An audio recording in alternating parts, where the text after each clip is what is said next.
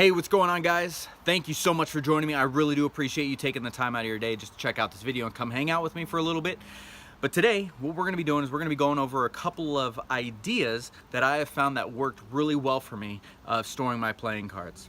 Now, I know that there's many of you and many others that will actually take a full bookcase, whether it be super tall or wide and long, and that's a good way to store your playing cards. That's great, that works best for you, but for me, I don't really have the space in my house to do so. So, here's a couple ideas that you can get these at the thrift store, literally for a couple bucks. It helps organize your cards and stores your cards in a nice, compartmentalized way to keep your cards safe and display them nicely. Without any further ado, let's check them out.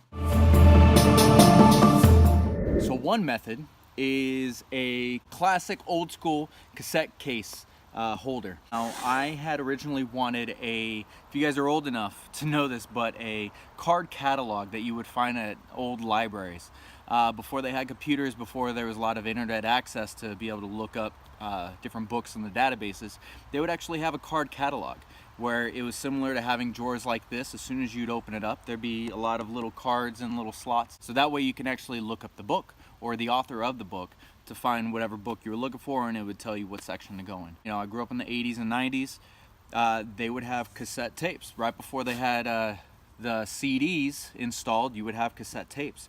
And this here is actually a cassette tape case holder where it would hold all the cassette tapes.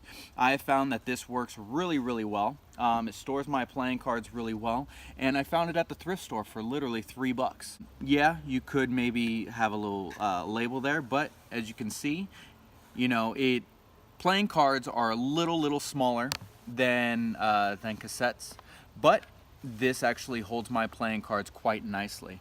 Very organized. You can hold up to roughly a good brick in each section.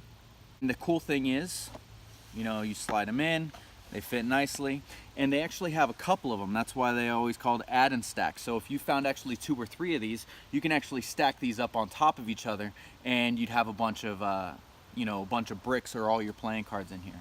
So, like I said, you can find this at the thrift store, and for a couple bucks, and you can store your playing cards really nicely. So that's one option. So this here is another option. Again, the cassette, I'm telling you, cassette tapes work perfectly, or at least the cases are. Now you can see that there is some space here because the cassette cases were actually a little bit longer, but this actually works quite perfectly. There's a hook here on the back that you can actually hang this up on your shelf if you like. But again, this can hold like tons and tons of playing cards, which I do. I actually have this hung up on my wall, and I have my cards displayed, and it just kind of shows me what cards that I have to play with. So again, I found this at the thrift store for about $3. You can, like I said, you can find these everywhere. Goodwills, thrift stores, secondhand stores. And yeah, you just take them out, they slide right in perfectly, and I think this is a other good option to have when you want to store your playing cards.